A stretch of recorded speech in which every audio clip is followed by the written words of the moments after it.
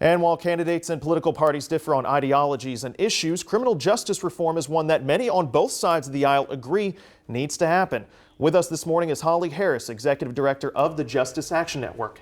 Holly, good morning. It's great to be home. Feels like deja vu all over again. Yeah, it's great to have you here. And let's begin with your work with both sides of the lawmakers. Excuse me. Yeah, both sides of the aisle. So the Justice Action Network is the largest bipartisan organization working at the federal and the state level to reform our broken justice system. And basically what that means is we're trying to differentiate between people who are sick, people who have addiction issues and mental health issues who should be getting treatment and shouldn't be thrown behind bars, which with in some cases some dangerous individuals, because we're just then turning out better criminals rather than better citizens, and that's the cycle of failure we seek to break with criminal justice reform. And where does Kentucky stand compared to the rest of the country in this issue?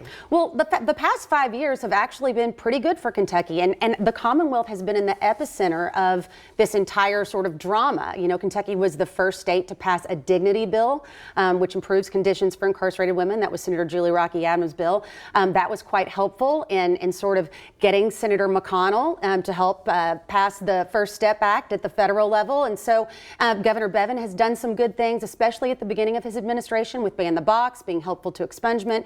But of late, we've been a little disappointed, especially with the reopening of a prison in Wheelwright, Kentucky, that actually has a very tragic history.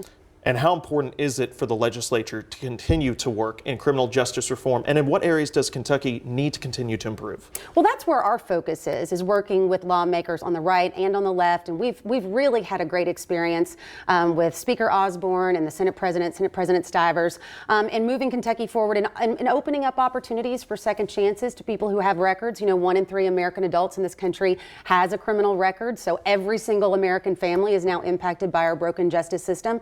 And then, of course, look, the biggest thing in the Commonwealth is that we've got to be diverting these low-level, nonviolent offenders, particularly our drug offenders that have addiction issues. We've got to be diverting them to treatment. That's going to lead to better outcomes. That's going to mean like we're going to lower crime rates, lower recidivism rates. We're all going to be safer. We can save money.